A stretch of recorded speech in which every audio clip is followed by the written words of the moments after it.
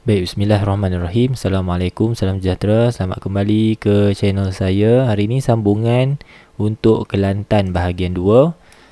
Okey, kita mula dengan soalan 21. Baik, Raja menunjukkan 3 daya F1, F2 dan F3. Kita tengok F1, F2 dan F3. Okey, yang bertindak ke atas sebuah kapal besar. Daya tarikan dari dua bot kecil itu menyebabkan kapal besar itu bergerak dengan halaju malar. Ini keyword yang penting. Diberi bahawa hasil daripada daya paduan ketiga-tiga daya bot ini atau kapal besar ni berjaya bergerak dengan halaju malar. Maksudnya meaning kapal ni bergerak ke kanan dalam kes ni, tetapi dengan constant velocity. So apabila ada daya paduan yang bertindak ataupun ada beberapa daya yang bertindak ke atas suatu objek yang menyebabkan objek itu bergerak dengan halaju malar atau constant velocity, itu bermaksud daya dalam keadaan seimbang ataupun kita panggil forces in equilibrium.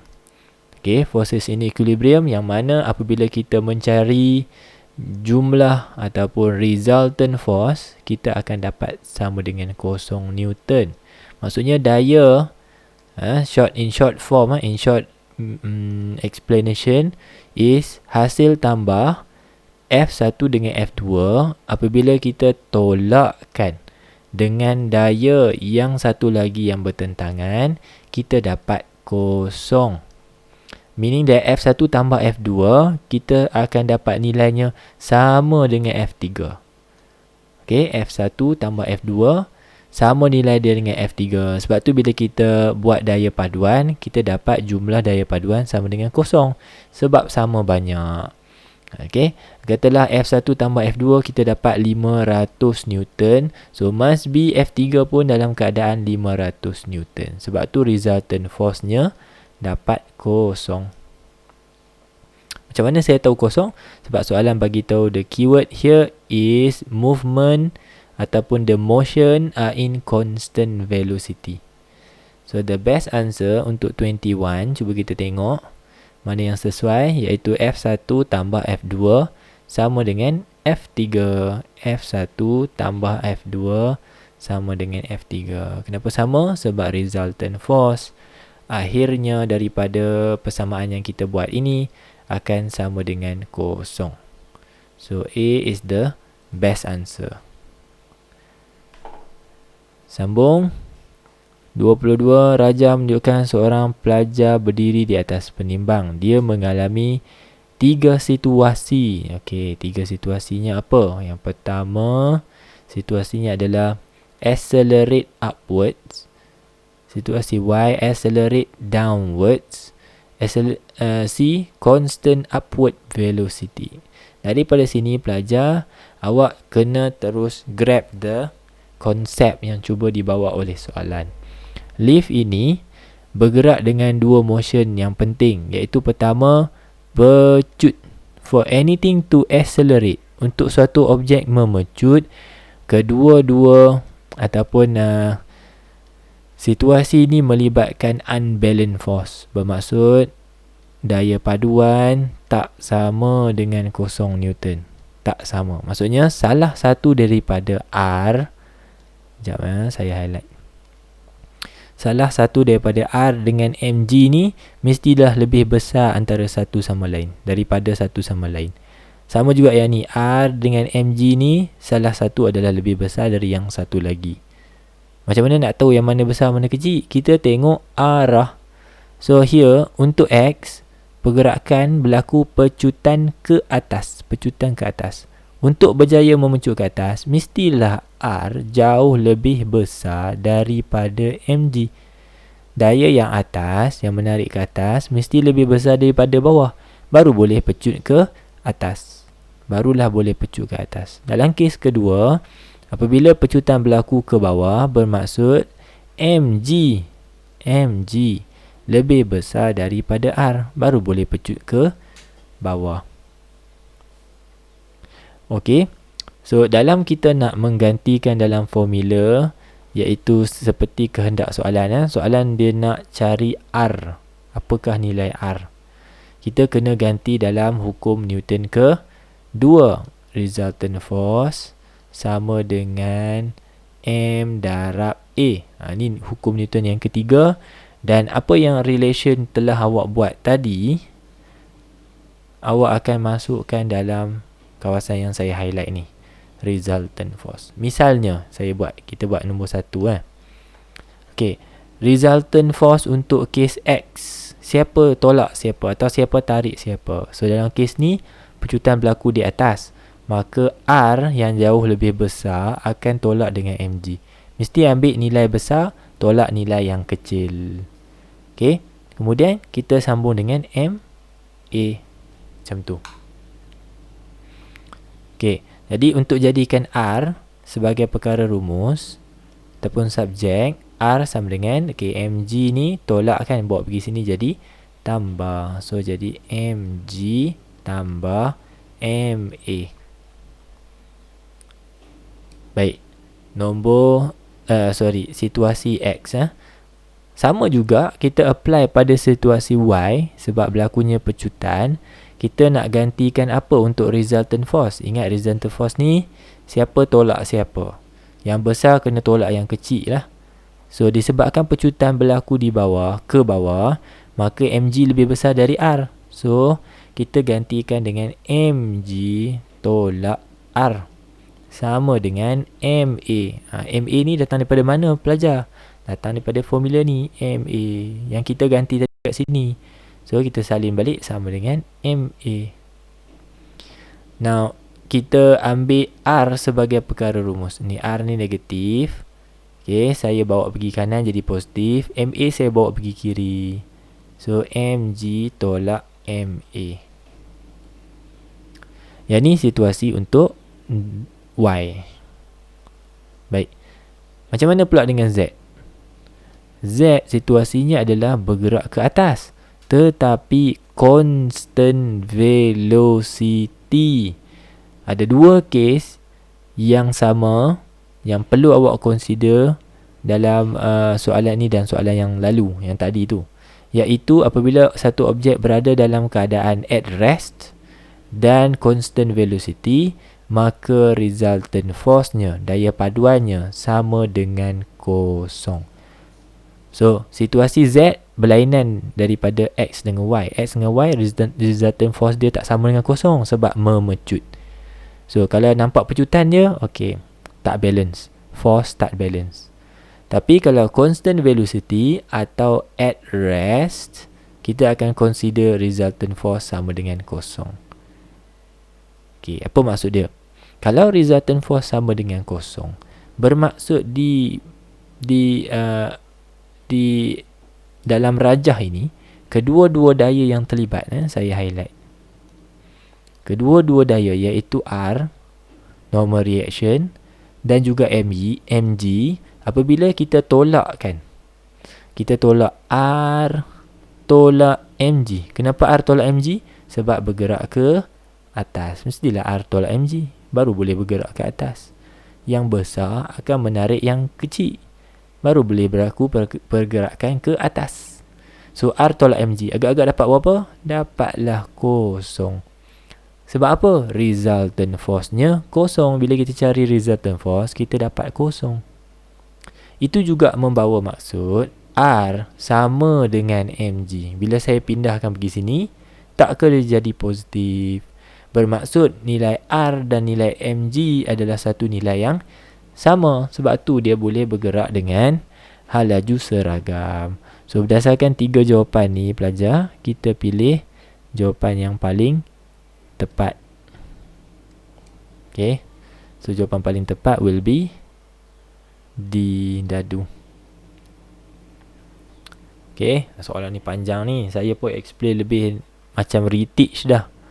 Okay, dah macam reteach dah. Harap awak boleh grab lah dia punya information ni in a simpler way, ataupun dalam kata yang lebih ringkas. Kalau awak jumpa perkataan memecut, itu bermaksud daya yang bertindak ke atas objek itu adalah tak sama besar. Sebab tu resultant force dia tak sama dengan kosong. Tapi kalau jumpa constant velocity atau at rest, daya paduan yang bertindak ke atas sistem adalah atau objek adalah sama. Bila kita tolak, kita dapat atas dengan bawah sama, kiri dengan kanan sama, macam tu. Baik, kita teruskan. 23 adalah manometer. Salah satu pada soalan yang juga famous di dalam trial keluar manometer banyak kali. Manometer, barometer. Okay, mengandungi merkuri, maksudnya merkuri manometer disambungkan satu bekalan gas. Berapakah tekanan gas dibekalkan? P jika tekanan atmosfera adalah 76 cm merkuri. Okey, macam mana manometer berfungsi ni? Kita sebenarnya mengukur jarak H. Jarak H tu apa belajar? Jarak H tu adalah jarak ataupun beza ketinggian turus merkuri. Kat sini kita nak tahu berapa cm. Kita nak tahu berapa cm. This will be our H. So, daripada maklumat H yang kita dapat ni, kita akan tambah, sama ada tambah atau tolak dengan 76. Okay, let's us quantify dulu apa itu H. H dalam kes ni, kita tidak ada maklumat yang tepat lah berapa nilai dia. Kita tak boleh bagi numbers kan. Tapi kita tahu, for this length is 18 cm, we subtract with H, kita akan dapat nilai H kita yang sebenar lah. Okay, so it will be this much. 18 tolak H is our H. Okay, saya akan highlight yang ni.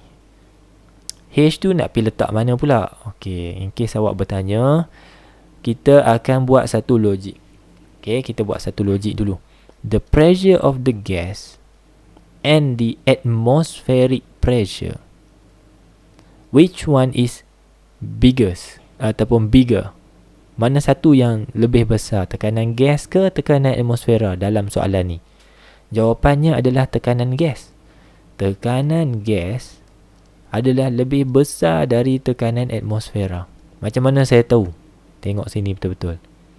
Tengok sini. Aras turus merkuri di sebelah kiri lebih rendah daripada aras turus merkuri daripada sebelah kanan.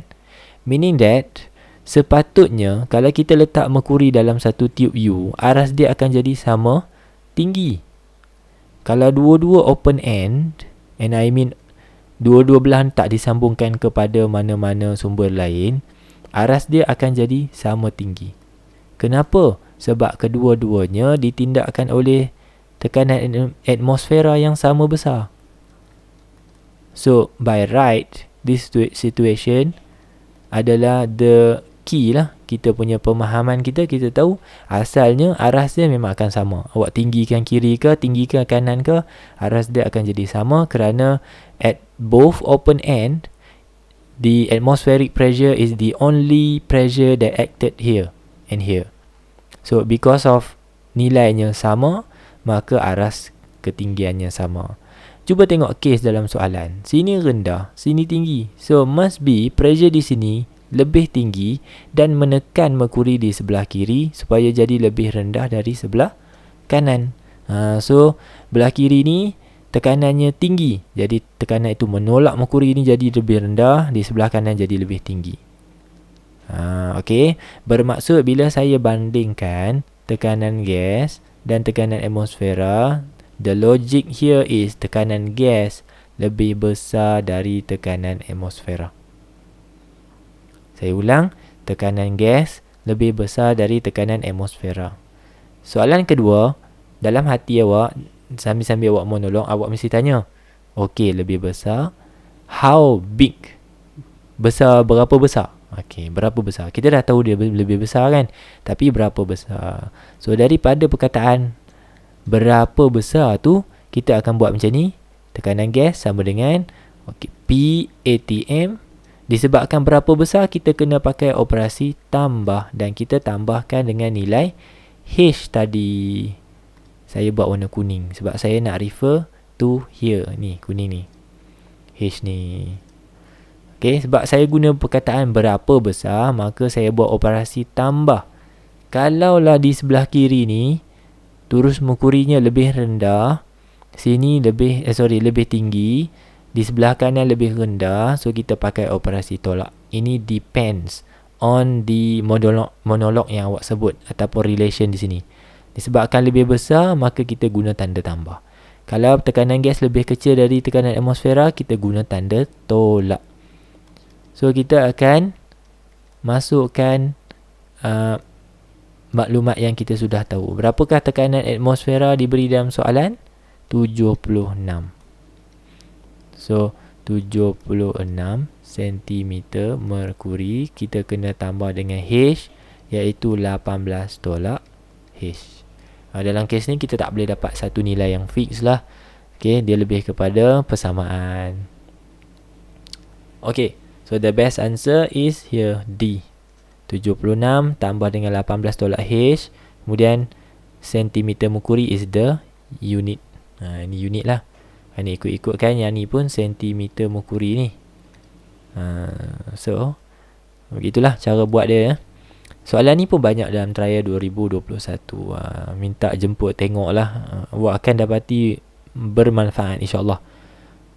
Tengok semua, insyaAllah boleh bantu awak. Boleh bantu insyaAllah. Saya doalah supaya boleh membantu awak. Alright, 24. Raja 10 menunjukkan air disesar selepas sebiji bola besi direndam sepenuhnya. Direndam. Immerse completely ataupun completely immerse. Ni penting ni.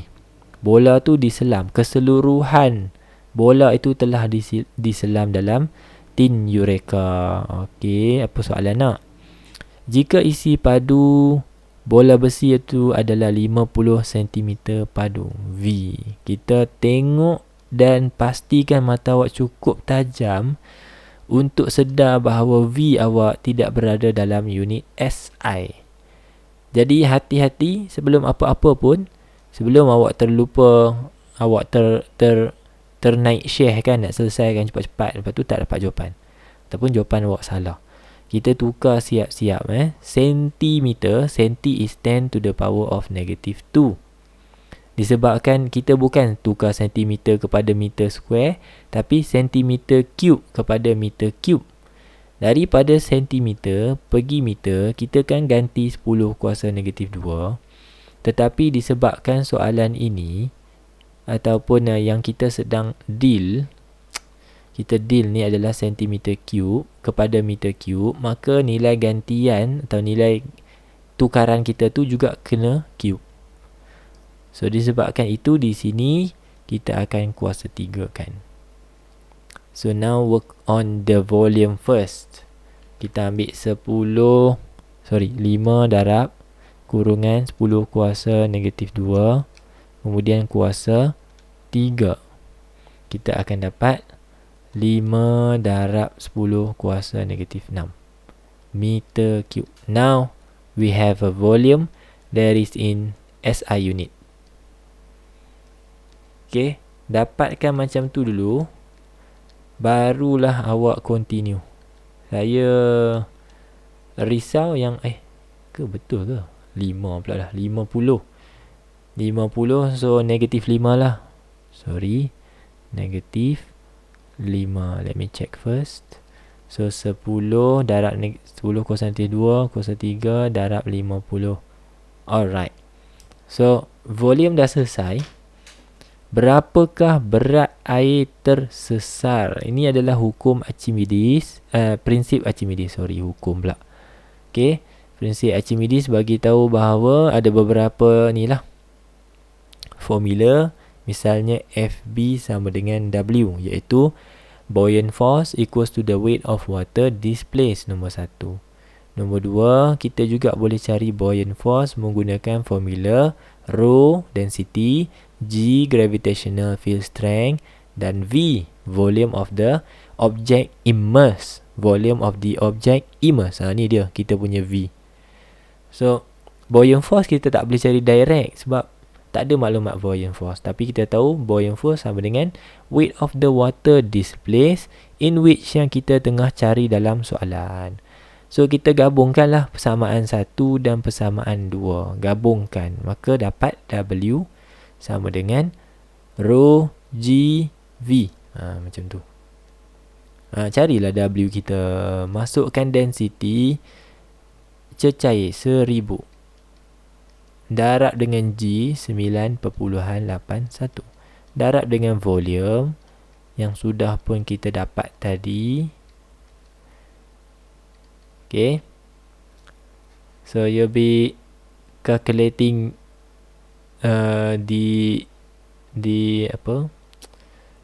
gantian yang awak telah buat tu. Okay, dan sepatutnya awak berakhir dengan jawapan A, 0.4905 Newton. Okay, take your time, kira betul-betul, pastikan menjelang SPM ataupun dalam masa minggu ni juga, pastikan awak boleh convert, okay, everything in the physics kepada unit SI nya. Sangat penting. Kalau awak tak boleh tukar pada unit SI, then you have a big problem lah.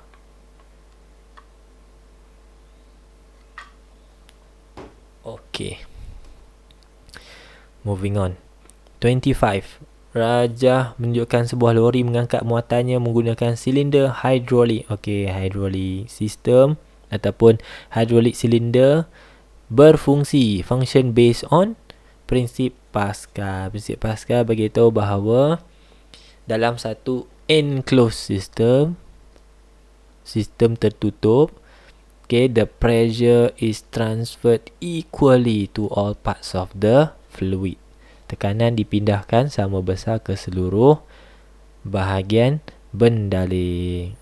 Okay, so itu konsep dia lah, secara ringkas. Banyak dah kita bincang pasal hidrolik ni. Okay, darjah 12 menunjukkan data elektrik yang mengandungi 3 perintang yang serupa. Kita highlight dulu. Ini perintang 1, 2, 3. Okay, dan 2 alat pengukur P dan S. Alat pengukur P dan S. Pasangan manakah yang betul? Okay, pastikanlah awak tak salah soalan semudah ini. Awak kena tahu bahawa alat pengukur pertama, misalnya ammeter. Ammeter fungsinya untuk mengukur arus. Voltmeter fungsinya mengukur beza keupayaan. Okay, boleh juga untuk mengukur EMF. Syarat untuk menggunakan ammeter mesti sambung secara series. Wajib sambung secara series. Series tu macam mana? Sebelah-sebelah. Tak pakai wire line, pakai wire yang utama. Contohnya macam P. Inilah series. Nampak? Kita tak menyambung pada wire lain, wire utama. So yang ni adalah ammeter. Voltmeter wajib disambung secara parallel. Cara mudahnya parallel ni apa? Kita pakai wire lain. Ni kan S ni, nampak? Kita ada pakai wire lain. Cantumkan pada lita. Itu dia voltmeter. So 26 adalah B. 27. Seekor burung menunjukkan sedang hinggap pada kabel elektrik bervoltan tinggi. Relax je, duduk atas kabel tu. The bird does not experience an electric shock. Burung itu tak kena renjatan elektrik. Sebabnya adalah the voltage between its leg is low. Because of kakinya duduk dekat-dekat, jarak antara kakinya dekat, maka disebabkan lengthnya sangat pendek, maka rintangan betul lah, rintangan yang bertindak ke atas ini dalam panjang itu adalah rendah. So hubungannya dengan voltan, apabila rintangan rendah, voltan juga rendah. So not much lah the voltage yang dapat kepada burung itu. Jadi burung tu tak kena renjatan. Itu relationnya. Okay, kalau burung tu dia besar, dia kangkang kaki dia betul-betul, mungkin ada renjatan kan, dalam kes tu. Alright, 28. Rajah menunjukkan satu pembakar roti yang mempunyai spesifikasi 240750 pelajar-pelajar. Banyak kali pelajar dalam exam. Kalau awak buat banyak kali, awak dapati bahawa alah, tanya soalan ni juga. Kejap-kejap soalan ni, kejap-kejap soalan ni. Rugi kalau awak abaikan soalan-soalan macam ni. Rugi, saya beritahu rugi. So pertama, untuk tak rugi tu 240 volt. Okey, ni V. Kemudian 750 watt, ni adalah power. Ingat, power dalam watt. Kemudian 0.5 hours ini adalah time. Okey, tetapi hati-hati untuk mengira tenaga yang digunakan oleh toaster. Tenaga, pastikan semuanya dalam kita tengok pilihan jawapan belajar. Pilihan jawapan adalah dalam kilowatt hour. Kilowatt hour bermaksud masa kita boleh diguna pakai dalam unit jam, tidak semestinya dalam saat. Kalau soalan itu pilihan jawapannya dalam joule, maka time mesti dalam unit SI. Sebab joule adalah unit SI, jadi time dalam unit SI. Dalam kes ni soalan bagi awak pilihan jawapan semuanya dalam kilowatt hour. Tengok ya, semua kilowatt hour. Jadi sebenarnya awak nak membentuk formula yang mana unit akhirnya akan jadi kilowatt hour. Kilowatt ni apa? Kilowatt ni apa? Power. Okey, kilowatt ni adalah power. So kita dah ada power. Cumanya belum dalam unit kilowatt. Okey, belum dalam unit kilowatt. Jadi 0.5 dah 0.5 lah sebab dalam unit hour dah. Okey, cuma kita kena tukar power kita dalam unit kilowatt. Okey. So apa kita buat adalah 750 adalah berada dalam unit watt. Untuk jadikan dia kilo, kita bahagi dengan 1000. Okey. So bahagi 1000, kita dapat 0.75 kilowatt. Maka kita darab lah energi sama dengan 0.75 dalam kilowatt. Kita darab dengan 0.5 iaitu dalam hours. Darab 0.5, kita dapat 0.375 dengan unit. Tengok ya, saya highlight unit dia. Kilowatt darab hour, tak ke dapat kilowatt hour. Macam tu. Okey. Sekejap. So 28 jawapannya adalah dadu D. So sekali lagi saya mention di sini, untuk soalan tenaga, kita berkemungkinan awak akan diuji dengan 2 unit, iaitu yang pertama seperti mana dalam rajah ni, dalam soalan ni, dalam kilowatt hour. Biasanya kalau kilowatt hour tu, selepas itu awak akan cari jumlah bil elektrik ataupun jumlah cas elektrik yang akan dikenakan kepada alat yang kita guna ni. Itu nombor 1 kemungkinan pertama. Kemungkinan kedua adalah yang simplenya, iaitu P darab T juga, tapi dalam unit joule. Yang ni kena pastikan time dia dalam second, yang ini time dia akan dalam jam, boleh dalam jam. So kalau awak buat 3-4 soalan trial yang saya dah bincang, dah videokan ni lah, awak akan perasan lah, yang ni cikgu ni buat dalam joule. Dia tak tukar pun pergi jam ke, tak tukar pergi kilowatt ke. So saya beritahu awal-awal, okay, ataupun saya remind awak bahawa tenaga boleh diukur dalam 2 unit berbeza depending on the question ataupun information yang diberi dalam soalan. Boleh ya? Okey. Terus kepada soalan 29. Rajah 15 menunjukkan satu wayar kuprum berarus, yang ada arus, current carrying copper wire placed between 2 poles. Okey, ini ada arus ni. So apabila ada arus, kita tahu ini hukum Fleming kiri. Kiri kita memang provide arus lah. Petua tangan kiri Fleming. Kalau kita hasilkan arus, maka tangan kanan. Okay. So dalam kes ni, kita memang dah ada arus, kita hasilkan force, produce force. So dalam kes ni motor, tangan kiri lah, motor mesti ada current, tangan kiri. 30. Sebuah magnet dilepaskan dalam satu solenoid pada ketinggian berbeza. Okey, sini lepas dekat sini. Yang di sebelah kanan dilepaskan lebih tinggi. Okey. Which statement is correct when magnet is released? Dari segi ketinggian, adakah ketinggian bertambah? Bertambah. So, di salah. Okey. Kemudian apabila ketinggian bertambah, maka hal laju ataupun the velocity of the magnet also increase. Apabila velocity-nya lebih laju, maka pemotongan ataupun cutting of magnetic field berlaku lebih cepat at a greater rate. Okay. Dan itu menyebabkan pesongan galvanometer jadi lebih besar. Okay. So, pesongan jarum galvanometer bertambah. Yang berkurang ni kita padam. A salah. Okay. Kadar pemotongan menjadi bertambah. Okay. So, ini adalah hukum Faraday.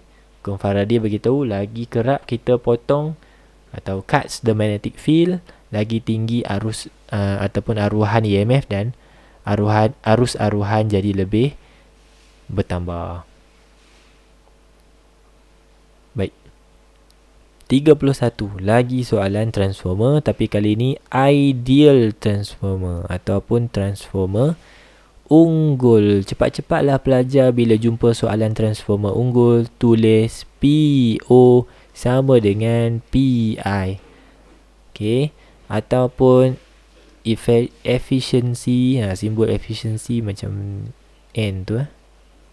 Ni efficiency sama dengan 100%. Dahsyat kan transformer ni. Dia langsung tidak hilang tenaga dalam bentuk haba ke bentuk cahaya ke apa ke. Kecekapannya 100%. PO sama dengan PI ni apa? Power output sama dengan power input. Okay. So from there kita tahu okey bahagian ni ni AC power supply kan. AC power supply bermaksud sini input. Oh ni ada barang elektrik yang kita sambung. Okey, yang ni output. Baik. Kita kata power di sini, power input sama dengan power output. Okey. Now soalan bagi maklumat iaitu kuasa input, the input power is 96 watt. Kita label siap-siap. Power input dia bagi 96 watt. Berapa nilai power output? Jawapannya 96 watt power. Sebab transformer ideal, power input sama dengan power output. Dekat sini awak kena grab maklumat tu. Kalau tak, awak tercari-cari berapa sini 96, sini berapa. Dekat situ datang blank Baik, kita ada maklumat rintangan.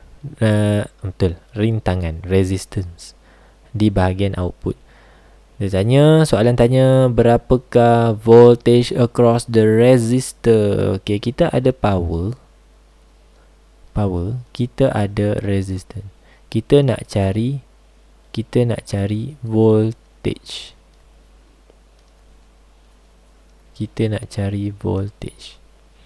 Manakah antara formula dalam senarai rumus yang ada tiga-tiga ni?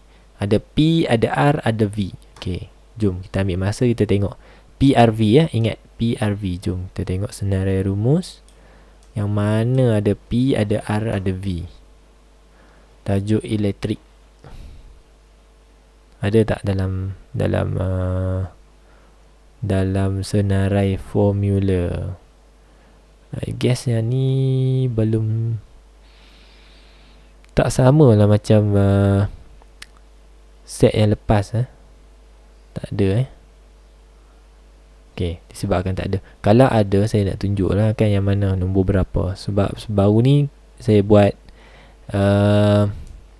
Putrajaya ada Putrajaya punya siap bagi topik-topiknya lah.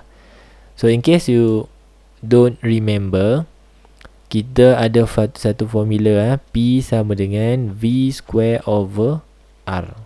So di situ ada P, ada V, ada R. Kita nak cari V. Now ganti power tadi 96 sama dengan V square bahagi dengan 6. Kita selesaikan dulu. 96 darab 6, kita dapat V square. Okay, 96 darab 6,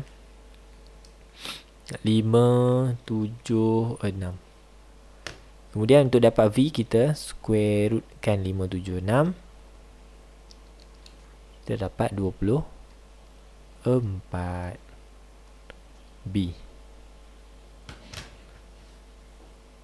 Okay, so that is how P sama dengan V square over R. Satu lagi formula that might be useful for you in another question mungkin kalau kita nak buat V square over R, kita pakai formula ni. Satu lagi mungkin juga berguna pada awak, P equals to I square over I square darab R. Yang ni darab. Kalau pakai V, bahagi. Kalau pakai I, darab. Setengah soalan transformer unggul ada pakai yang ni juga. So you might as well hafal pun boleh hafal lah untuk soalan transformer. Okay, Rajah menunjukkan proses emission process of electron of a hot cathode. Ini thermionic emission. Kita menggunakan Haber term untuk membebaskan elektron emission. So bila kita panaskan filament, menghasilkan elektron cloud. Dan elektron ni disebabkan charge-nya negatif, akan tertarik kepada terminal positif, iaitu anode. So semuanya yang menjadi cathode ray disebabkan berlakunya pecutan. Elektron ni memecut dan bergerak laju, jadilah dia cathode ray. Cathode ray is fast moving electron. Fast moving electron. Okay, apa soalan dia? Soalan tanya, the speed of the electron's emission can be increased. Macam mana cara kita nak increase laju elektron tersebut kepada anode? Jawapannya adalah voltan merentasi cathode dan anode. Voltage across cathode and anode. Kalau kita tingkatkan voltan in between here, which is the area that I'm highlighting sini, kita produce silap. So when we increase the voltage between those two terminal, cathode ni negatif, anode ni positif. Bila kita tingkatkan voltan di antara sini, maka kita produce. Yang ni untuk paper 2 kita produce. Paper 1 pun boleh tanya juga. Produce stronger. Ini dia punya jawapan keyword dia. Dengan meninggikan voltan, kita sebenarnya menguatkan, menghasilkan electric field. Electric field ataupun medan elektrik yang lebih kuat. The keyword here is the word stronger. Banyak pelajar miss out dengan keyword ni. Dia tak boleh nak came out dengan term ni, stronger, kuat. Stronger electric field. Itu yang pertama. Kedua, pelajar selalu dia dah dapat konsep. Awak dah dapat konsep stronger, tapi awak terlupa belakang ni letak magnetic field pula. Mana datang magnetic field? Ada magnet ke? Tak ada magnet. Jadi bila ada terminal positif negatif, electric field. Kalau ada magnet macam ni kan, ni magnet, tengah-tengah dia ada magnetic field. Stronger magnetic field. Macam tu. Hati-hati dengan pemilihan perkataan awak. Sebab tu bila menjawab sila tengok jawapan awak tu ulang sekali atau 2 kali lah. Okay, untuk pastikan pemilihan perkataan awak tu tepat dengan konsepnya. So we increase the voltage across cathode and anode just so we produce the stronger electric field. So stronger electric field means daya tarikan ataupun cas apa yang berada di antara atau di dalam medan tu akan menerima daya yang lebih besar. Daya yang lebih besar tu menolak elektron lebih laju. Okey. 33 diod lagi. Siapa tak boleh buat soalan diod, rugilah. Rugi besar. Sebabnya asyik keluar diod je. So this is a diode here, diode. Diode ni ada 2 cara pasang ataupun 2 arrangement, 2 orientation. Okay, dalam soalan ni dia kata Lita, yang manakah berikut adalah benar? Okay, kita tengok. Mentol menyala, betul ke mentol menyala? Okey, nak tahu mentol menyala, kita tengok terminal positif dry cell, ni terminal negatif dry cell. Current keluar ikut positif. Tiba-tiba sampai dekat diod, anak panah arus bertembung dengan anak panah diod. Bermaksud ini dalam keadaan pincang songsang, reverse bias. So dalam reverse bias, current tak boleh flow. Okay, current tak boleh flow. Apabila current tak boleh flow melalui diod, maka lampu menyala tak? Lampu tak menyala. Atau mentol tidak menyala. Susunan ni tak betul ni. Okay, nombor 1 lampu menyala salah. Nombor 1 salah. Siapa ada nombor 1? Habis. Salah. Salah. So nombor 1. Silap pangkah pula. Sorry. Siapa ada nombor 1 kita pangkah lah. Ni ada nombor 1 pangkah. Okey, lampu tidak menyala, betul. Nombor 2 betul. Diod adalah dalam pincang hadapan, forward bias. Salah. Mana ada forward bias tadi? Reverse bias. So 2 dan 4. Dalam reverse bias, okey, keadaan ni reverse bias, arus tak boleh pass through the ataupun flow through the diode. So current tak dapat buat complete circuit. Apa-apa yang kita sambung tidak akan hidup, tidak akan menyala ke, tidak akan berputar ke, tidak akan berfungsi. Okey. Satu maklumat tambahan lagi adalah banyak soalan tanya tentang terminal. So saya ambil kesempatan kat sini nak cerita pasal terminal diode. Okey, terminal diode di depan anak panah adalah terminal negatif.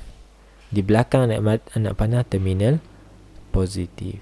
So dalam kes ni sentiasa ingat belajar, kalau terminal positif bateri sambung dengan terminal negatif diode, memang akan dapat reverse bias.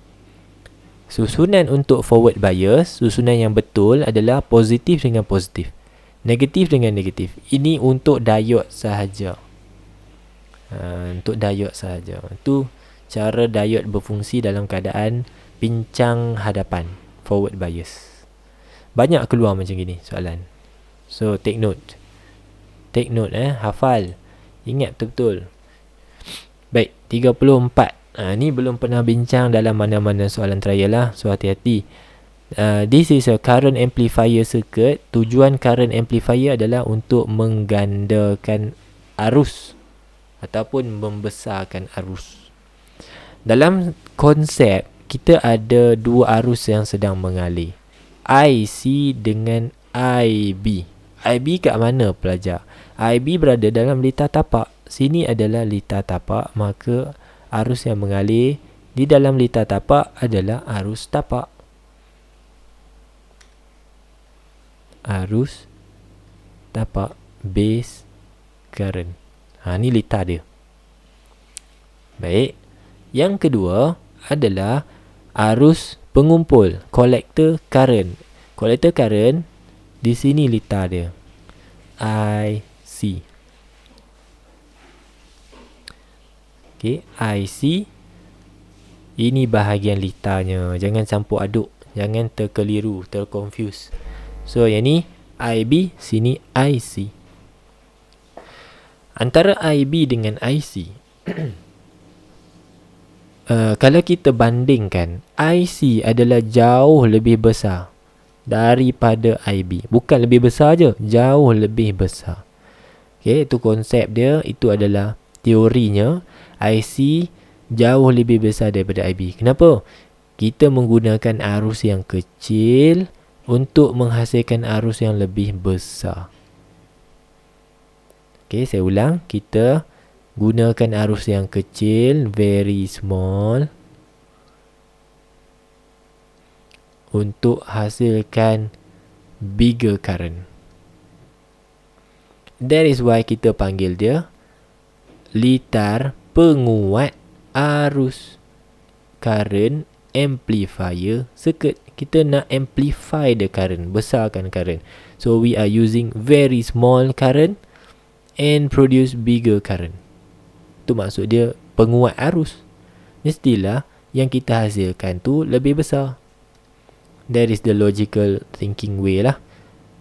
Okay, in fact, kalau awak tengok arus, alat pengukur arus yang kita sambungkan pada IC dan pada IB, itu sudah cukup bagi awak maklumat.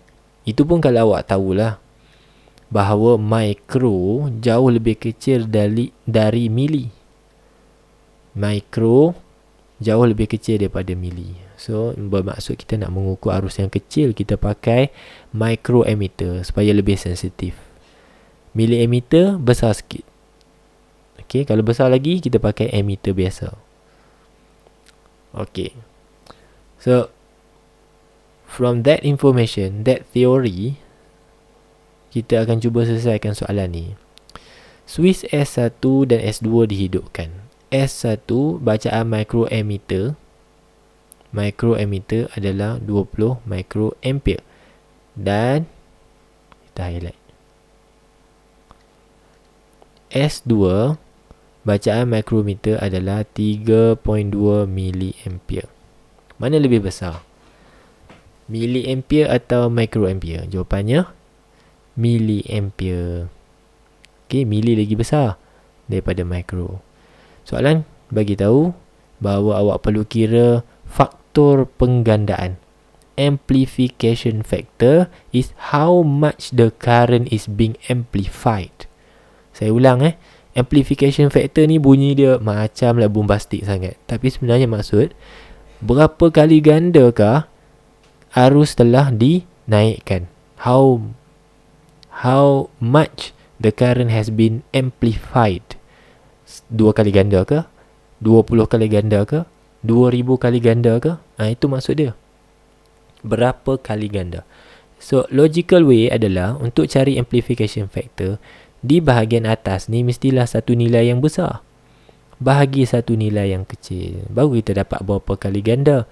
Sebab tak mungkinlah atas kecil bawah besar, kerana penggandaan yang berlaku mesti dalam keadaan jauh lebih besar.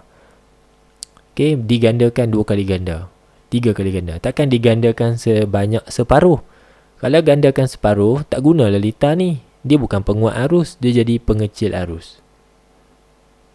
Dalam cara berfikir, penguat arus maksudnya kita akan dapat satu nilai yang lebih daripada 1. 1.5 ke, 1.8 ganda ke, 2.5 ganda ke. So logical way kita ambil satu nilai yang besar lah pelajar. Satu nilai yang besar bahagi satu nilai yang kecil. So yang lebih besar adalah 3.2 mili. 3.2 mili is 3 darab 10 kuasa negatif 3. Dalam kalkulator awak pun ada.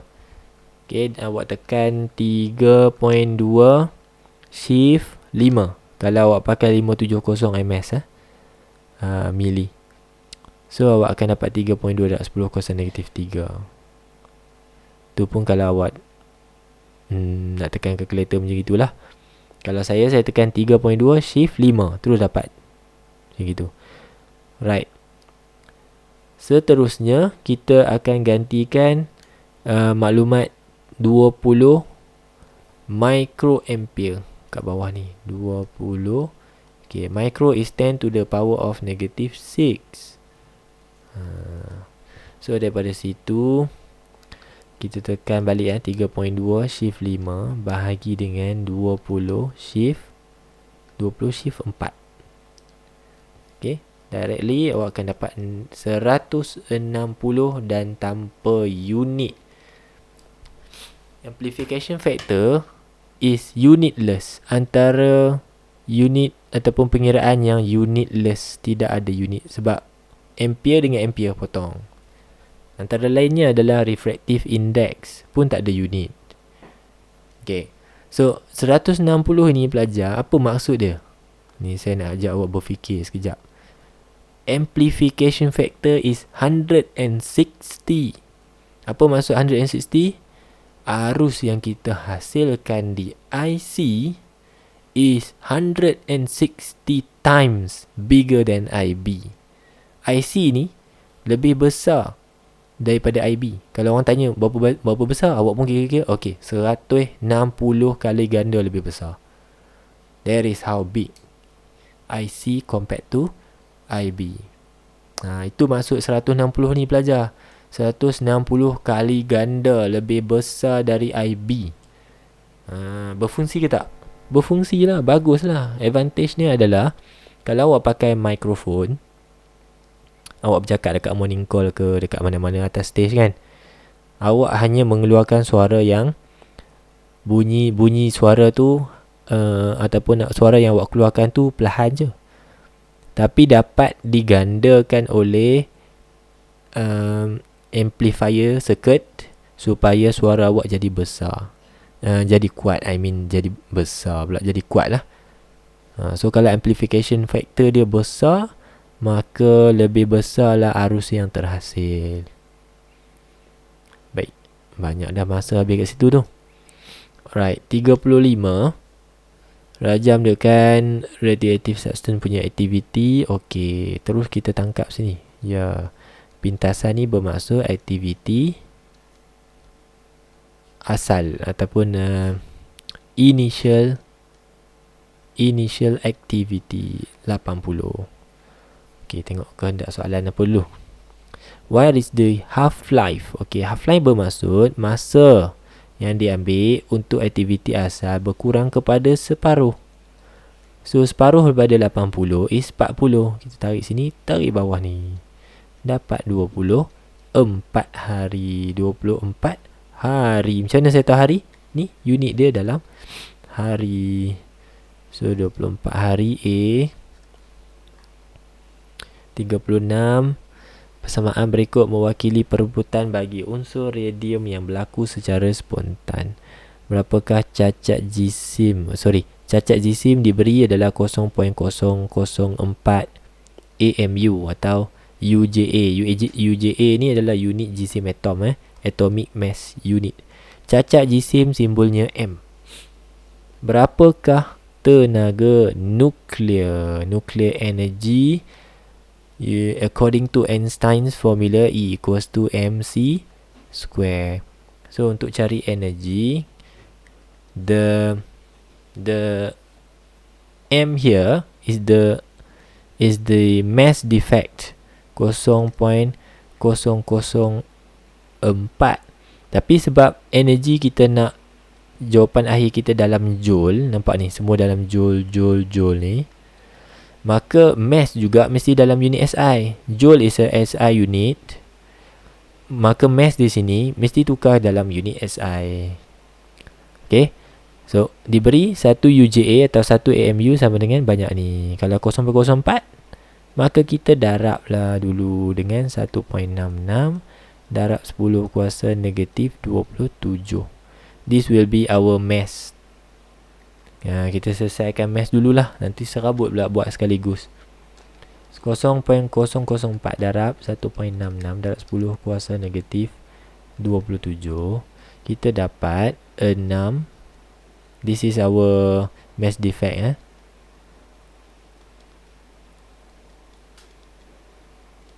Okey, selesai. Kita dapat dalam kg. Barulah kita ganti cacat jisim ni ke dalam formula Einstein. So E sama dengan 6.64 darab 10 kuasa negatif 30 darab dengan 3 darab 10 kuasa 8 kuasa 2 jangan lupa. Sebab dalam formula ni memang ada kuasa 2 dah kat situ. Pelan-pelan pelajar, tekanlah kalkulator awak. Okay, saya dapat jawapan B. How about you? Dapat tak B? Relax, tekan kalkulator, berhati-hati. Sebab ada banyak kuasa kat situ. Gunakan kurungan. Okay, berhati-hati. Boleh pause dulu, boleh kira. Okay, saya teruskan 37. Okay, 37. The ratio of decaying uranium-238 nuclide to lead. Okay, maksudnya uranium ni adalah parent. Kemudian dia decay kepada daughter, anak dia lah. Okay, selepas decay dia jadi daughter D. Ni D daughter is 3-1.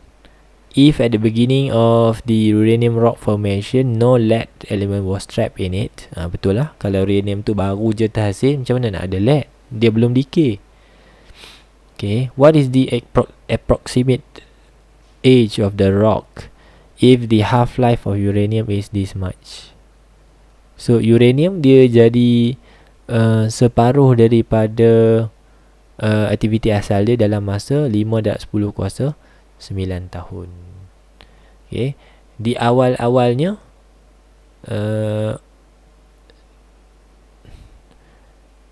what is the approximate age of the rock if the half-life? Okay, so must be greater than this lah, sebab decay belum berlaku.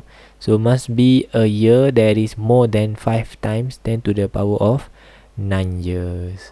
So the answer will be B. Mestilah lebih daripada 10 kuasa 10 tahun. Ni kuasa 9. Okay, that is the anggaran lah, kan, anggaran umur tersebut. Alright, moving on. Soalan ni kita pakai logical ataupun kita pakai anggaran saja, kan. Right, no calculation needed.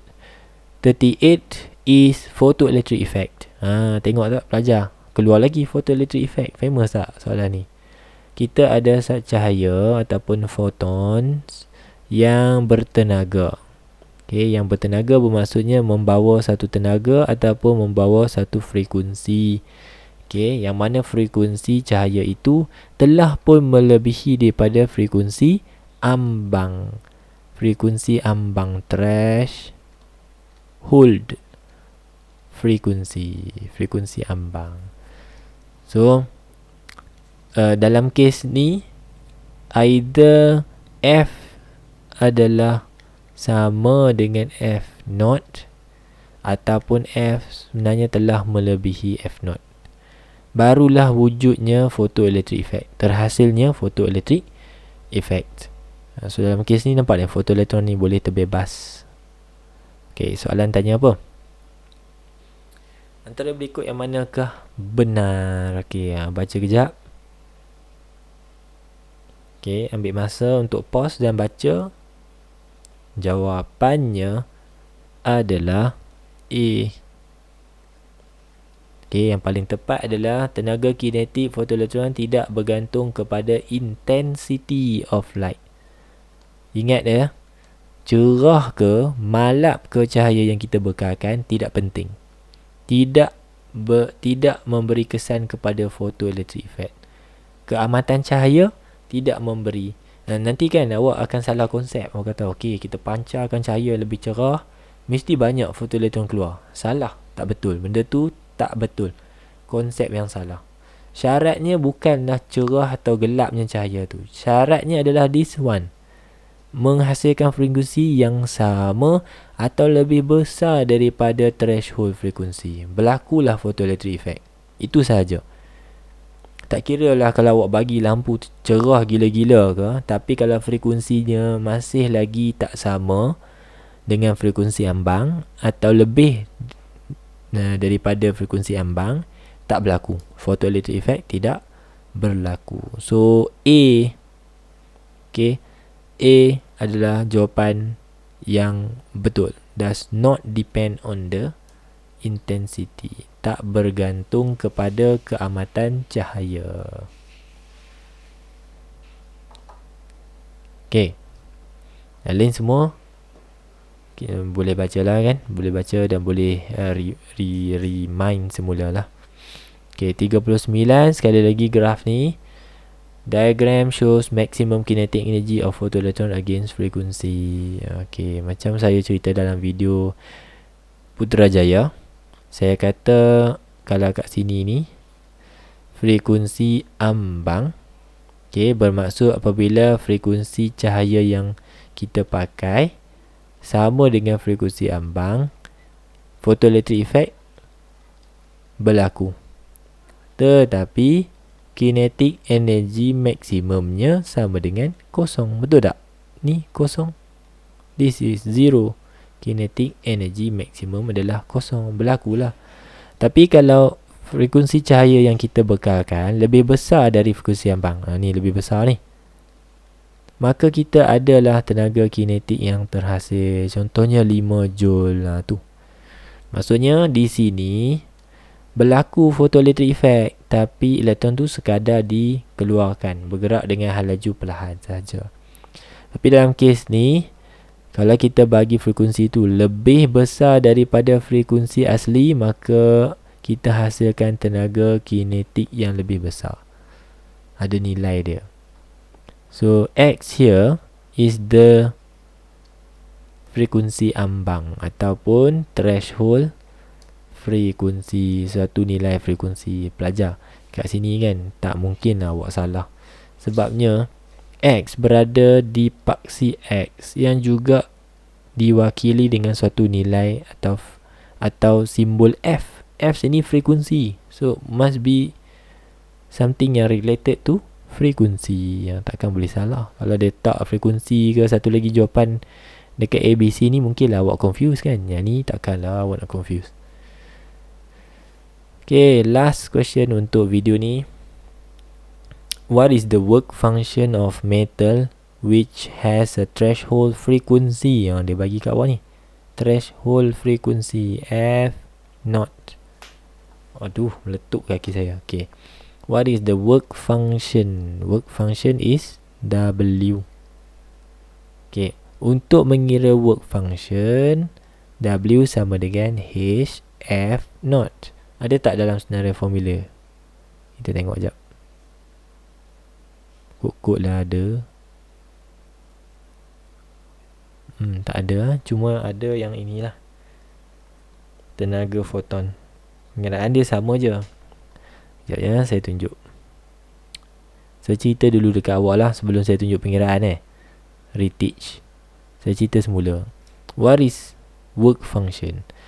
Kalau threshold frequency adalah minimum frequency needed for photoelectric effect to occur, maka work function adalah minimum energy for photoelectric effect to occur. Dua ni adik-beradik ni. Adik-beradik, saya boleh sebut adik-beradik lah kan. Threshold frequency adalah minimum frequency untuk photoelectric effect berlaku. Paling kurang kena banyak ni, kena sama dengan ni atau lebih. Kalau tak berlaku. Okay, work function pula adalah minimum energy, jumlah tenaga yang minimum, paling rendah banyak mana. Pair lah dua ni. So hubungan antara work function dengan work function dan juga threshold frequency adalah melalui formula W sama dengan HF. Lagi besar frekuensi threshold, lagi besarlah work function dia. Okay, itu teori dia ya. Saya ajar teori dia dululah. Apa maksud dia, apa hubungan antara dua tu. So work function is W. H adalah pemalar Planck, diberi dah dalam soalan tu dia. 6.63 darab 10 kuasa Allah. 10 pun 10 kuasa negatif 34. Okay, darab dengan frekuensi ambang Allah 4.8. 4.8. Saya risau tak nampak lah. Tak apalah kan. 4.8 darab 10 kuasa 14. Nampak? Nampak lagi. Alright. Tekan calculator. Buat tanda kurungan 6.63 darab 10 kuasa negatif 34. 4.8 darab dengan 4.8 10 kuasa 14. 318 darab 10 kuasa negatif 19 Joule. Kenapa dalam unit Joule? Jangan tanya.